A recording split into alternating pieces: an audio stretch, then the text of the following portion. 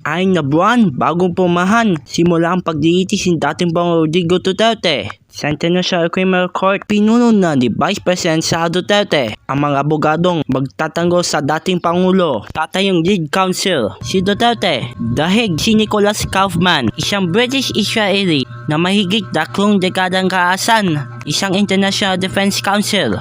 Natapos siya na Bachelor of Law sa University of Cambridge at nag-aaral sa Inns of Courts of Law sa London. Kabilang dito sa nagiging high profile na kliyente niya na dating Vice President ng Congo na si John Pierre Bemba at Maximo Co, isang makilalang media leader sa Central American Republic, ay nag-aap sa kasong ng crimes against humanity sa ICC. Nahahatulan ng guilty at nasantensyahan na 18 pagkakakulong crimes against humanity si Bemba, pero napayaya kinanaunan na may panalo na ang mga apela sa appeals chamber ng ICC. Napapayaya ni Sinocom matapos iyon ng prosecution ang mga kaso laban sa kanya. Ayon sa international law expert at din ng College of Law of University of St. Nasal Bacolod na si Rob Sarmiento, mahalagang may malalim na karasan ang lead counsel ng haharap sa ICC.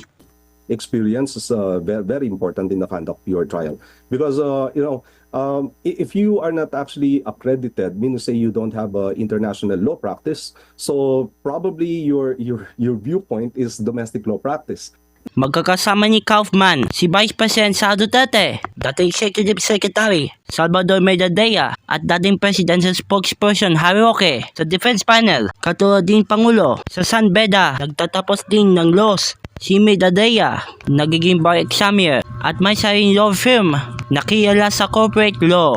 Si Roque naman, kilalang abogado ng public, international law at human rights bago pupasok sa politika. Kabilang sa mga dating kliyente niya ay napaslan at transgender woman na si Jennifer Laude, iyang biktima na Maguindanao massacre, at iyang comfort woman na biktimang rape at pang-aabuso ng mga Hapon noong World War II. Ayon kay Sarmiento ay hindi inaasahan pinagbabawalan ng ICC. Si Roque ay tumayo bilang ng mga abogado ng dating Pangulo kahit nasangkot umano siya sa isang trafficking complaint laban sa isang pag-operators na Pampanga. It does not affect his let's say capacity or skill or yung authority niya to represent former President Rodrigo Duterte.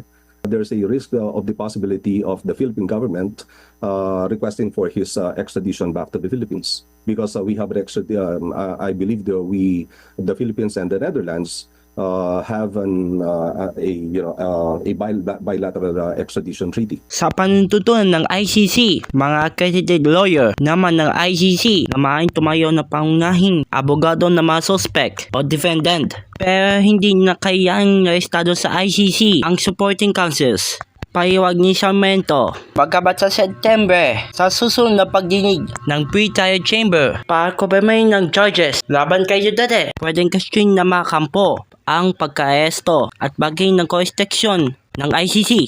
Kung hindi man ito dinggi sa korte, maaaring ding umapela ang dating Pangulo Appeals Chamber ng ICC tulad ng istagiriya ng ibang isaktal sa kasong crimes against humanity. Ako po si Janel Sibasia, may panindigan baitang totoo lamang.